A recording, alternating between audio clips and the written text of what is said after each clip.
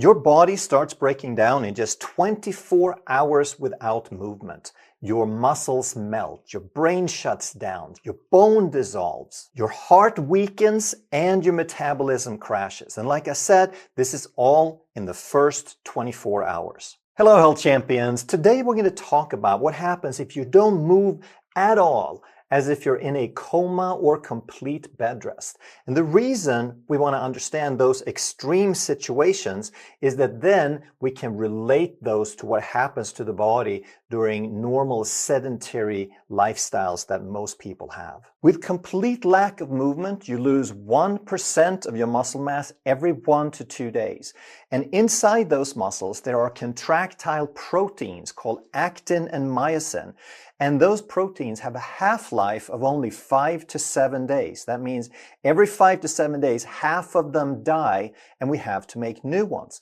However, with less movement, there is less protein synthesis. We take away the incentive to make new proteins. And the end result is that you can lose 50% of the muscle mass of the cross-section of your quadriceps muscle and in your core muscles in just 30 days. But even worse than that is that the neuromuscular pathways, the signals and the timing that gives these muscles function and strength, that deteriorates even faster. And the reason we have such drastic breakdown of the body without movement is that we are made to move. And the ultimate purpose of the body is to survive. But in order to survive, we need to be able to move. And that movement is regulated by the brain. So therefore, the purpose of the brain is movement. Now, a lot of people think that that statement is too strong. When we say that the highest purpose of the brain is movement, a lot of people will say, well, my highest purpose is to use the brain to think, at least a little bit and at least sometimes. But the thing is that thinking is a byproduct of the brain. The brain's highest purpose is movement for survival, and then thinking is just a way of getting better at survival, at using the movement to develop different strategies. And the advanced thinking that we have developed is secondary to that. It's very nice for humans to have that ability to think, but the highest purpose is still movement, and I'm going to back that up some more. We can also say that thinking is an epiphenomenon.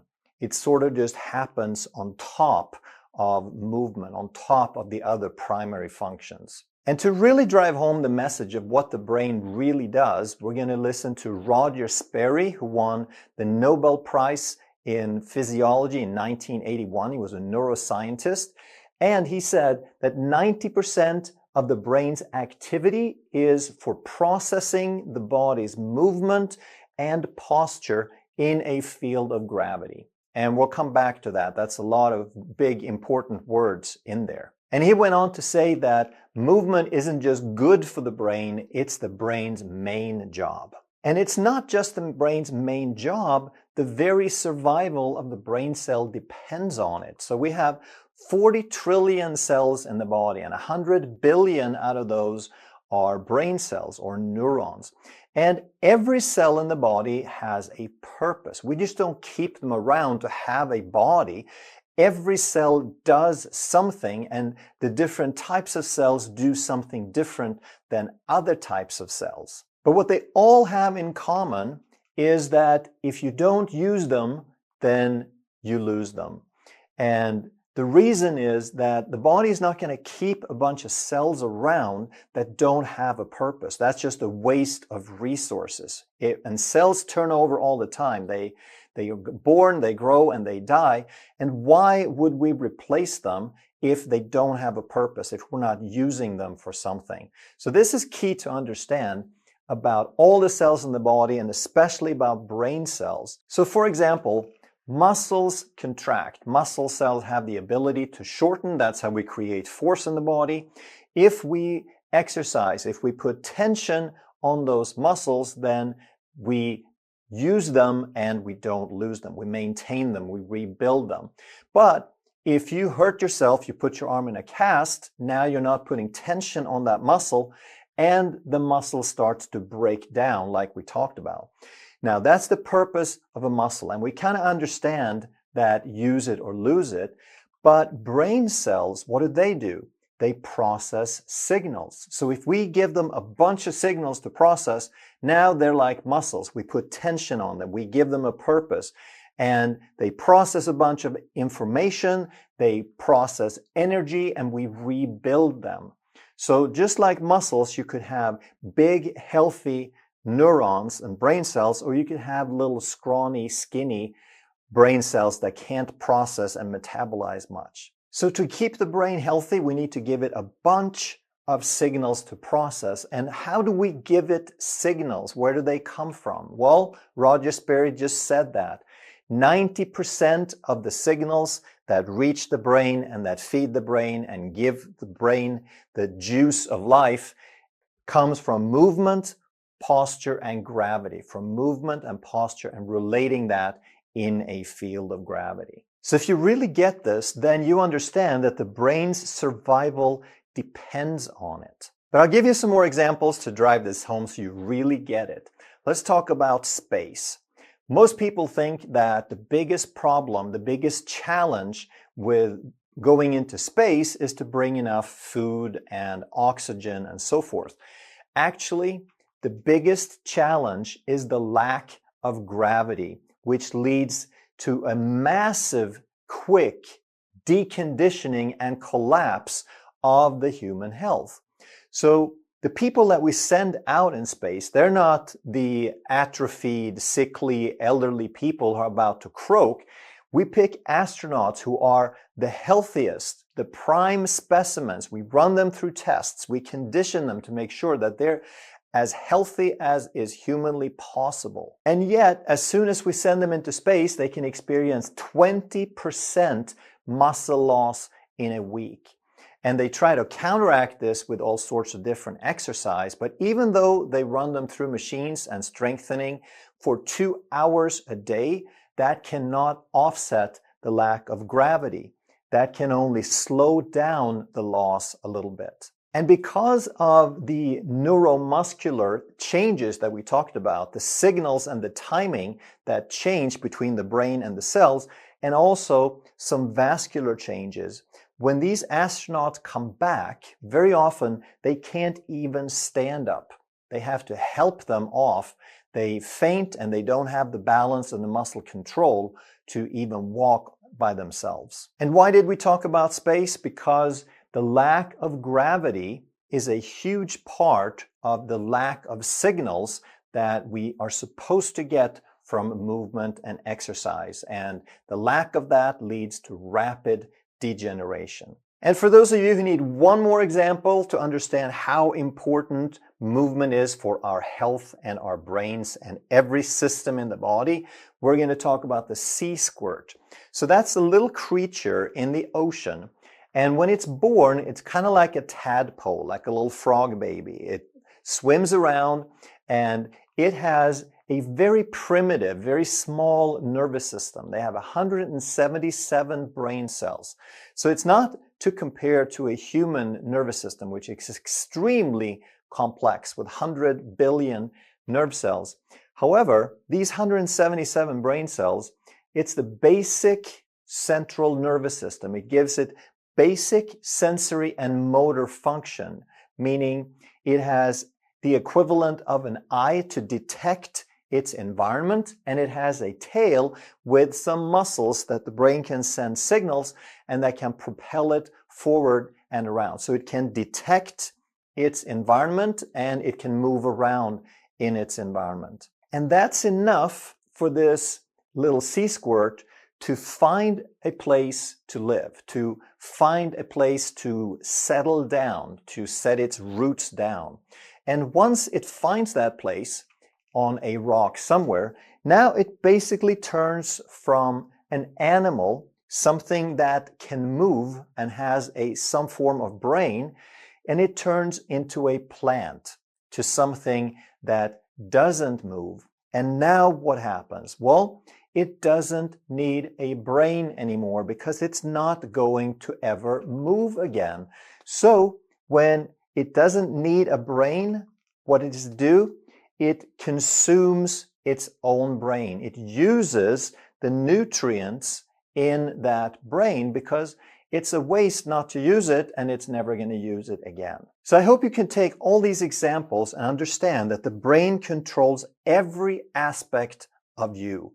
Your health, your thoughts, your focus, your balance, your digestion.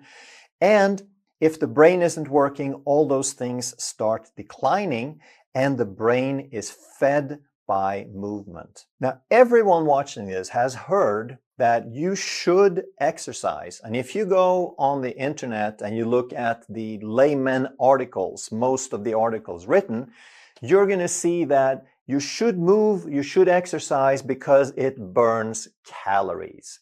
And I hope you can see by now that that argument is just laughable. It's so absurd in the big scheme of things and the importance of movement to focus on how many steps you have to take to burn off a cookie. Instead, we want to understand that every physiological system in the body depends on movement. It's not just good for it, it depends on it. If you want it to function optimally, then you need to move. Your neurological system, your cardiovascular system, your musculoskeletal system, your endocrine system, your hormone system depends on it, and even your digestive system. And these are just a few because, like I said, every system depends on it. So now that we understand the connection between movement and the function in the body, the rate of degeneration, how does that relate to a normal sedentary lifestyle? Well, here's what we have to understand, that it's the same process. Whether you're in a coma or you're just sitting on the sofa, the degenerative process is the same. It's just happening at a different speed. So the extreme degeneration that can happen in 30 days of coma, that is about the same as what would happen in 30 years if you just sort of move around like most people. And that would be the time period basically from 30 to 60 years, that degeneration, because you essentially get the first 30 years for free. Your body develops just based on a genetic plan until you're about 25 years old. That's when at your peak, and then you sort of plateau. But after 30, it starts going downhill unless you support your body and maintain it. So these degenerative changes consist of brain changes, brain degeneration, metabolic changes. We become insulin resistant, our metabolism slows down. We get chronic inflammation from these metabolic changes. So if we develop insulin resistance, part of that is basically a chronic low-grade inflammation. And with that inflammation, now we get pain in the back, in our hips, in our shoulders, in our knees. So we get a loss of mobility, and now we move even less. And we have a smaller range of motion, so we send fewer signals. And with this lack of movement, there is less afferentation, which means less stimulation of the brain. And of course, now with less signals to the brain, now there is more negative brain changes, so this cycle continues. So now a lot of people are going to say that, well, you know, I hear what you're saying, but I can't believe that it's that bad because I see most people are still kind of moving around. And when I compare myself to other people my age, then I'm doing pretty good. But what if we could do better? So how bad is it? Well, I'm not going to tell you that. I'm just going to give you something to think about. So what can a normal 60-year-old do? Or what should a normal 60-year-old be able to do? In terms of running, walking, or climbing stairs. So first of all, can you do it? And then the question is, how well can you do it? Can you do it better than a 70-year-old, or can you do it as well as a 30-year-old? Can you still do push-ups? Can you do chin-ups? Can you do lunges? Do you have enough leg muscles, those are some of the first muscles to go as we get older. And it is closely related to longevity and health. A lot of older people can't get out of a chair without using their arms anymore. So also skating, sailing, skiing, some fun hobby activities. Are you able to do those the way you want to do them? How about grocery shopping or playing with your grandkids, being able to lift your grandkids? Have you noticed how there is more of those electric carts in the grocery stores and at Walmart every year? Have you noticed how it seems like half the parking spaces in the parking lot are for disabled people? So I'm not suggesting that we shouldn't accommodate the people who have trouble moving, but it's almost like that's becoming the norm now. We see everyone around us and it's like a badge of honor to have that disabled sign so we can park up front. So here's the thing, we need to understand that some of these things, some of the degeneration is part of normal aging. And we cannot completely reverse aging or stop aging yet. We don't know if what's in the process, that there is some people suggesting that in a few decades we may be able to do that, but we can't do it just yet. So here's what we need to understand about that. Most of the changes that lead to degeneration and causes people to not be able to do these things anymore have to do with disuse, meaning that you're not moving your body. That's the first big component. And the second big component is lifestyle, the other aspect of lifestyle, which is what we eat. And when we eat processed foods and we eat things that clog up the body and cause metabolic problems, that causes inflammation. And now we get lack of mobility and we can't move and so forth. But here's why I made this video and why I talked about those extreme examples of coma and bed rest, so you can understand the extreme version of it versus the slow version of it. What if, when you understand this and you move better and you move more, if you could take 50 years to 80? That means, what if you could take care of yourself and be able to do at 80 the things that most people can do at 50, or better than they could do at 50? Because I don't believe that you should have trouble doing any of these things just because you reach a certain age, at least not before 80. So when we say movement, most people think exercise, gym, weightlifting, spin class, etc. But movement is so much. It does include the gym, it does include weightlifting and running and high intensity interval training. And all of those are good if you can do them and if you want to do them. But there's many other ways to move. We have walking, we have hiking, we have dancing, for example. A lot of people hate exercising, but they love dancing because now they get to move to music. So do that. But also mowing and yard work counts. It doesn't count exactly the same way because there's different benefits from different types of exercise. What we're talking about primarily is just the signaling to the brain. Now, if you can get your heart rate up, there are additional benefits, but at the very basic level, just get the signals going. How about taking the stairs when they're available instead of the elevator? How about doing some yoga, Pilates, and stretching? Even though those are kind of slow movements, more stationary, you're still activating a lot of signals because you're putting pressure on muscles and on receptors. And here's a good one. How about parking further away? Or how about not being obsessed by getting the parking place closest to the store? I see so many people sitting and waiting 5 minutes to get that best parking spot so that they can save themselves 30 seconds walking. And here's another one, and be honest and let me know if you've done this. If you go to the gym and you wait, you fight to get that closest parking spot so you get 50 feet closer to the door so you can go inside and walk 3 miles on a treadmill. All right, we don't have to be extreme. Just make movement part of your daily life. Don't avoid moving. Don't avoid walking when you have the opportunity. And now, what if you can't walk? What if you've had an accident or a disease or you're in a wheelchair? Then I feel for you, but here's the thing. You do what you can. If you can't do certain things, then use your imagination and try to find other things that you can do. So there are exercises, there are classes that you can do in a wheelchair. You can do wheelchair yoga.